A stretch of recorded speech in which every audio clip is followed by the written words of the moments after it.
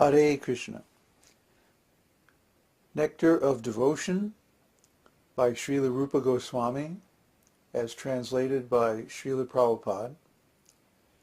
Chapter 2. The First Stages of Devotion.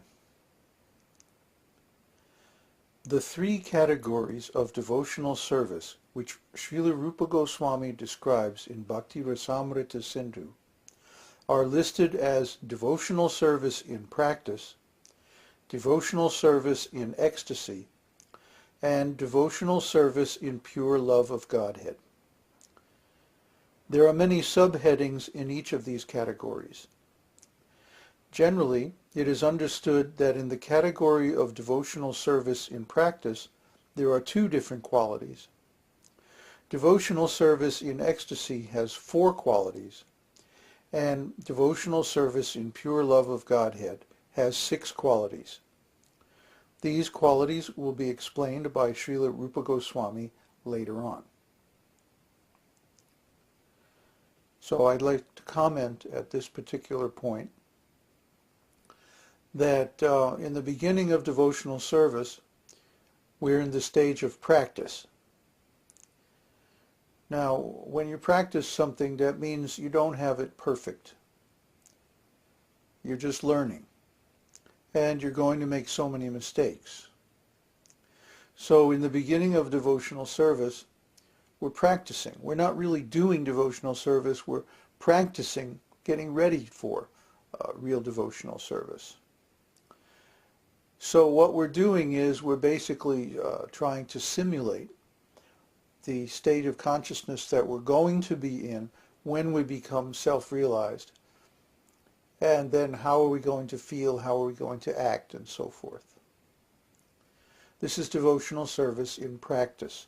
And there are 2 levels or stages to devotional service in practice, and those are Vaidhi Bhakti and Raganuga Bhakti. Both of them are part of Sadhana Bhakti, or devotional service in practice. Now, in Vaidhi Bhakti, we are motivated by the rules and regulations of the scriptures, the instructions of the spiritual master, and our own experience of our shortcomings in devotional service. And so we're working on those shortcomings, trying to overcome our natural weaknesses and faults, our offenses.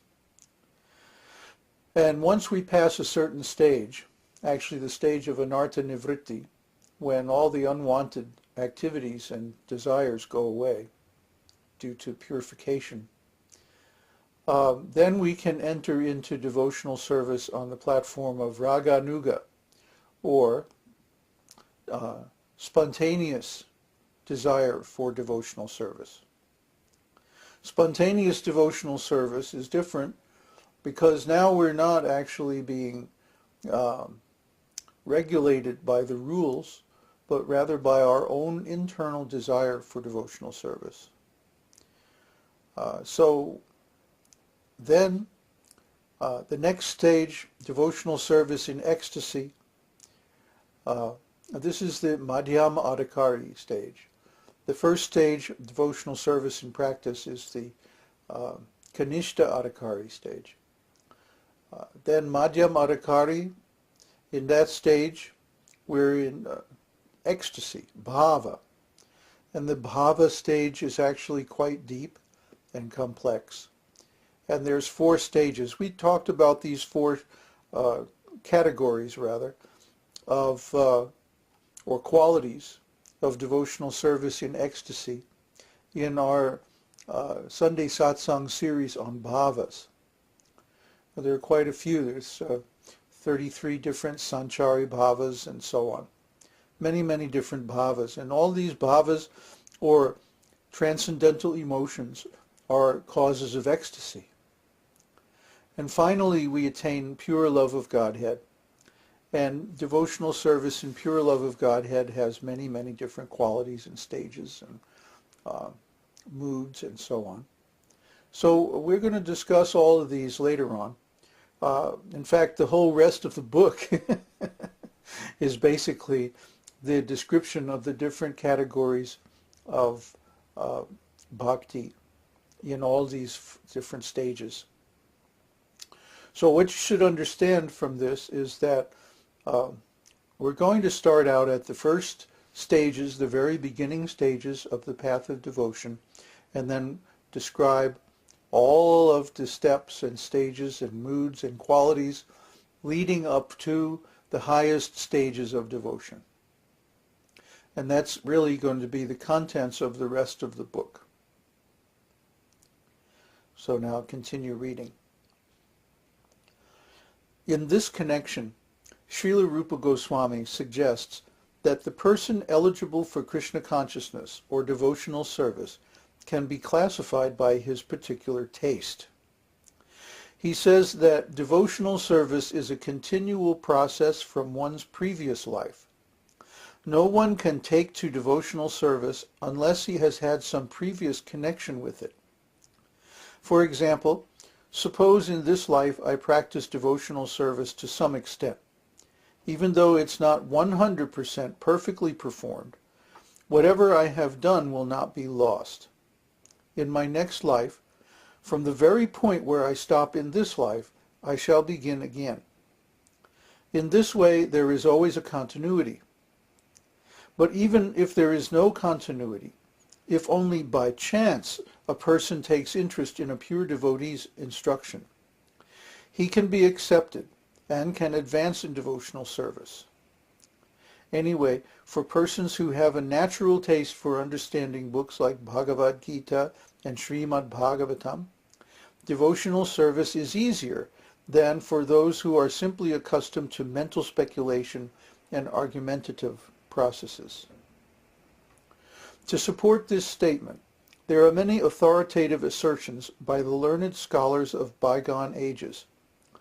According to their general opinion, a person may become governed by certain convictions derived by his own arguments and decisions.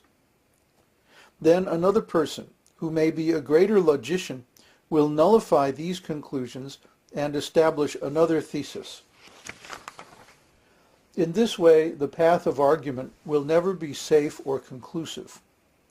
Srimad Bhagavatam therefore recommends that one follow in the footsteps of the authorities. So let me comment on that also. Now, what he's getting at here is the difference between faith and knowledge or experience. We can have faith in something, like a particular religion or a particular philosophy, but our faith can change. Either our own experience or the arguments of a superior person, a more powerful person, can change our conclusion, can change our faith from one system to another system, or from one religion to another system, another religion. So faith or belief, which is the platform of religion, is not really sufficient for steady advancement in devotional service. What we really need is experience. Experience means direct knowledge or consciousness of spiritual life. And this consciousness comes, of this experience, this direct knowing, comes when we simply follow in the footsteps of the authorities. So who are the authorities? They are the gurus in the parampara, or disciplic succession, coming from Lord Krishna. So when we set out on this path, we may have a little bit of faith, but really the only faith that this path demands is sufficient faith to carry out the experiment of doing the practice. And when you do the practice, the direct experience that you will get, the consciousness of transcendental life or connection with God, bhakti yoga. Yoga means connection. So when we connect with Krishna in devotional service, that's bhakti yoga. The direct taste, the experience of that connection is enough to convince us that this path is real. because every time we do these practices, we immediately get a result. We immediately can feel transcendental enlivenment of our senses and mind. Our consciousness immediately becomes surcharged with devotional energy, with spiritual energy, with love, with ecstasy. So in that way, really what we need on this path is not faith, not knowledge in the conventional sense of book learning, but direct experience and our own knowledge of our own consciousness changing due to devotional service. So here is a general description of devotional service given by Śrīla Rūpa Gosvāmī in his Bhakti-rasāmṛta-sindhu. Previously, it has been stated that devotional service can be